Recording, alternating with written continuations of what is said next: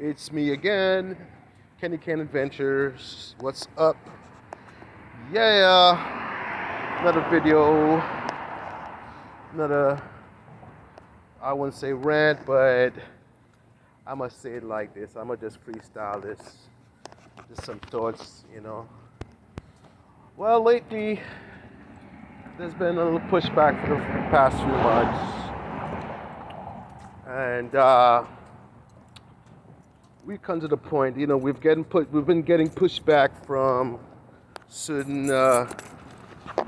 people in the space, in the, I wouldn't say manosphere space, but actually in the black YouTube space. There's certain people that believe that they have the narrative. They come with certain type of narratives that they want you to follow. They feel as though, they could shame you. So their first narrative was, oh, you guys are going overseas for prostitutes. You guys are getting robbed. So the new narrative now is, oh, yeah, you're getting robbed, drugged. These women are using you. They come with all these shaming narratives, right? Okay, but you didn't even care. You didn't even care anyway. Most of the guys that was traveling is not even your prototype anyway. You would call, before they was traveling, you wasn't giving them the time of day. You were just using them as like in between your Tyrones, in between your Chads. You was using them as an emotional tampon. They were like your last resort. That's what it is. Your last resort. They were your last resort. So you would run to town. You would mess with Tyrone, Chad, Chang, Jose, all these guys, right? These quote unquote six, you would get tossed on by everybody, right? Then you go on social media, where's all the good men? Where's all the good men? And you'll settle for a simp, right? Someone that's already. So, at this point, I wouldn't even really call myself a passport, bro, because I've been having my passport my whole life. I'm originally from Trinidad, you know what I'm saying? I got a Trinidad passport, and I got an American passport. I've been traveling my whole life. Before motherfuckers even knew what traveling was, nigga. That ain't nothing for me. You know what I'm saying? But, the reason why I don't want to call myself a passport, bro, I refuse to be categorized, because I've been doing this shit my whole life. You know what I'm saying? And a lot of people in this passport space, everybody's on some different shit, I see that. Everybody's on some different shit. And a lot of the passport bros, they on some different, they're not even 100. A lot of people I've met in this passport space, not even 100. Motherfuckers act one way online, and then when you meet them in person, they act another way. It's like, wow, okay. And, this might be rambling and ranting, but, it's like everybody in this passport community is on some different shit. So, I know everybody's excited, like I said, I always shouts out to Austin Holloman. He brought that awareness to brothers that, that didn't have any other option before. Because not everybody is a Denzel Washington. Not everybody is, got the 666s. You know what I'm saying? And even some of those guys are having a hard time. The dating dynamic of the Matrix is not the same like it was in the 90s, the first decade of the 2000s, even the second decade of the 2000s. The dynamic has changed a long time ago.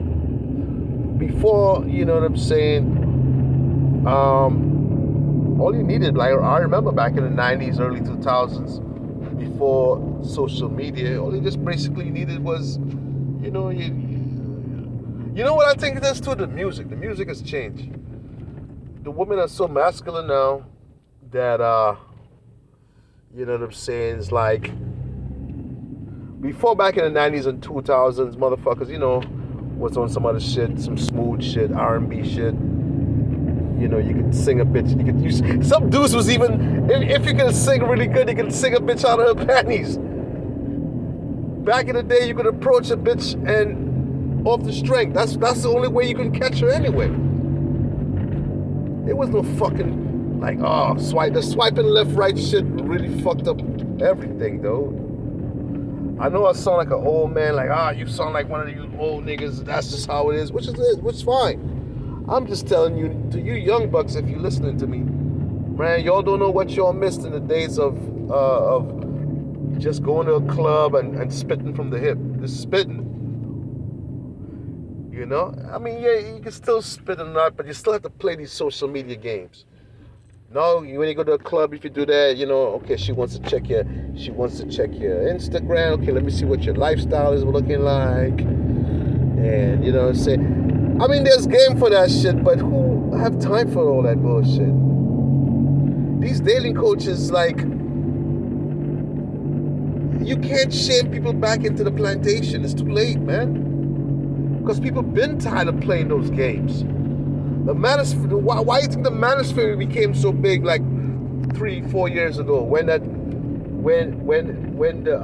Enlightenment came, the red pill Enlightenment came? Because men everywhere felt that shift in energy, that shift in. If you really think about it, the manosphere didn't really crack off until what do you call it? It didn't crack off until Instagram or Tinder. Actually, Tinder was what cracked that shit off. You know what I'm saying? That's what really cracked that off. And yeah, man.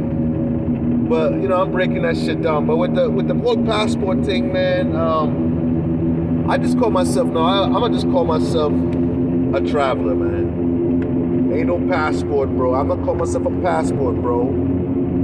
Because a lot of people in the passport, bro, space is not even on the same page. They don't even support each other. Really. You know what I'm saying? And I know a lot of original guys like myself that was, you know, hitting certain countries. We see the changes with these. Nobody's putting nobody on to nothing. That's why prices, like, you know, in certain places are out of control. And I notice you're trying to tell people we can't be unified. So it's no fucking passport bros, man. Because the whole purpose of traveling is to get a better experience and forget it, and you know, you get it for less, way less. That was when I started going certain places. That's the experience I was getting. Like, look at the quality of what I'm getting, and look at how low I'm paying. That's what turned me on. Because in the States, I would have to pay 3 times or 4 times or 5 times the amount. But now, in the current state of traveling, the Sims, that's the part that I really fucking hate. The wrong people found out about this game. This game wasn't supposed. And I know I'm sounding like an old dude, but I seen this one guy post this. He's a white guy, and I feel his pain. He like, yo, I used to come to this place. I can imagine how Cuba Dave is feeling right now. It's like, man, how the fuck y'all turn my Sosua into what it is now? And the people that do have the money to splurge and spend what you dumb fuckers are doing, that was not the reason. If you want to spend a whole heap of cash, why are you traveling? You could manga in the Matrix if you want. You can stay right where you at. But no, you had to invade a fucking lane that you have no right being in. Now all these fucking lanes are going to certain places, and yo, bro, it's incredible. I made a short just now. Stop giving chicks in Colombia $200. $200. Hey, there's chicks in Cartagena. Yo, in Cartagena, some of these dudes is paying chicks to get on the boat. Paying chicks like 300 and something bucks. You're paying for the boat and you're paying her to get on the boat and eat up all your food and drink up all your drink. It's crazy, dude.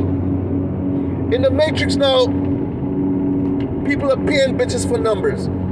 Bitches have the nerve to ask like, oh, you want my number? Cash app me. And dudes are doing it. Overseas ain't supposed to be like that. How can you? That's the whole attraction of overseas. Original travelers like me, we used to travel to get away from that.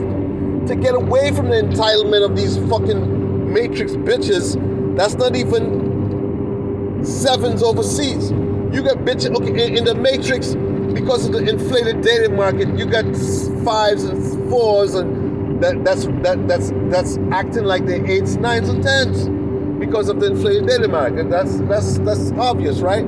But you get on away from that. But you guys, with the scarcity mindset, went back. You brought that scarcity mindset to places like Colombia, DR. God damn it, man. Everywhere you niggas go, you fuck it up. Everywhere you go, you know what I'm saying? I know, and I ain't no fuck, I'm a black man. And that's facts.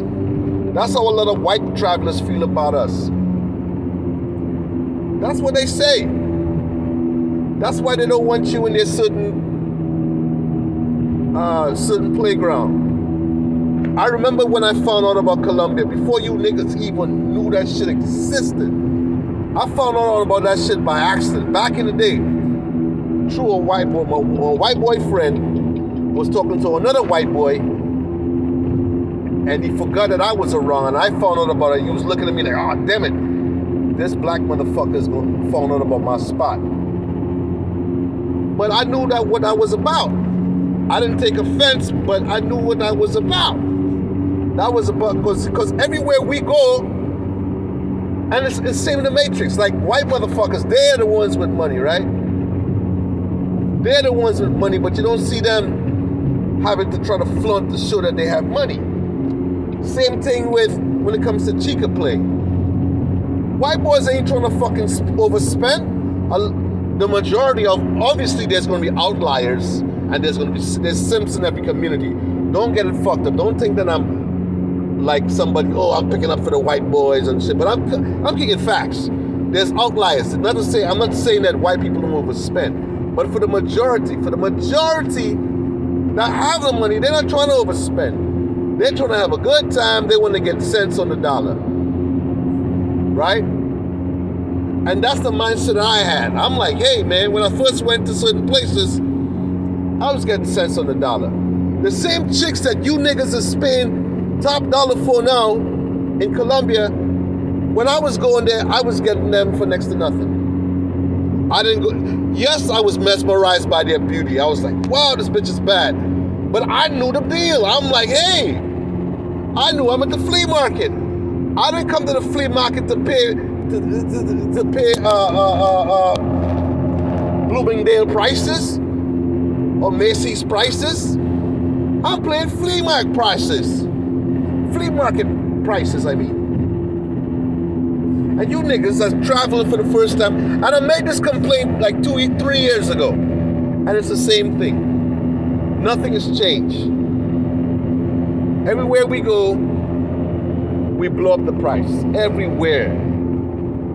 We gotta do better, black man. I'm not pocket watching. I know some of us have more than others. To you, okay, that $100 is nothing. That's chump change. I understand that concept. I get that. I'm not pocket watching, but I'm just saying the whole mindset. The mindset of you know what I'm saying? If a chick is accustomed to a certain, you got chicks, these chicks that you guys are giving $200 an hour for, do you know that a lot of these girls don't even have bathrooms in their house? What the fuck is she gonna do with $200, dude? The average Colombian, Dominican, Brazilian, they're making for the whole month $300 a month. Y'all don't get that part. For the month. They're making that for the month. But you guys are giving them that for an hour. I know that's one thing about, that's why I can't call myself a passport bro anymore. Because we're not in unison. In Cartagena, the chicas are in unison. The chicas come together, they say, hey, this is what we're gonna be quoting. And all of them sticking to it. They're all together. That will never happen with the mongrels. Never. Because there's always a motherfucker that will bend and say, fuck that. I want, this bitch is too delicious. I gotta have this bitch. $100 is nothing. $100 is nothing. In the States, I would pay this. But nigga, you're not in the motherfucking States. Okay? You're not in the States. You are in a total different country. That's what you fuckers gotta understand. You're in a total different country, total different set of economical rules. The rules is a motherfucker working a regular job is making $300 a month, but you're willing to give a bitch $200 an hour for some used up vagina that she's been getting banged in the barrio since she was 13 years old. Thousands of miles on her, but because she's very pretty and you never seen her before, you, oh my God, I must give her, she wants $200 an hour? Fuck yeah. So that's why you niggas is getting robbed and drugged and shit. Because they know that you like the new lick, dude. You are the new lick. You are the new lick. When they see black men now, I never thought I would say that, dude. I don't, because, you know, with me, that's why I have to stay away from you niggas. I still go Colombia. I was just in Colombia a few weeks ago. I don't fuck with you niggas. I don't want to be hanging in pocket ears with you niggas. When you niggas is going right, I'm going left. When you niggas is going left, I'm going right. I ain't fucking with y'all. Because everywhere you motherfuckers, I learned that shit, dog. And I said that before my page got took down. You gotta fucking, I can't, oh my God, bruh. The simpness, I mean, dog, we exporting the simpness, man. That's the whole purpose of traveling, to get away from the matrix mindset. Not to bring it with us. You don't travel to bring the same, you're getting away from that.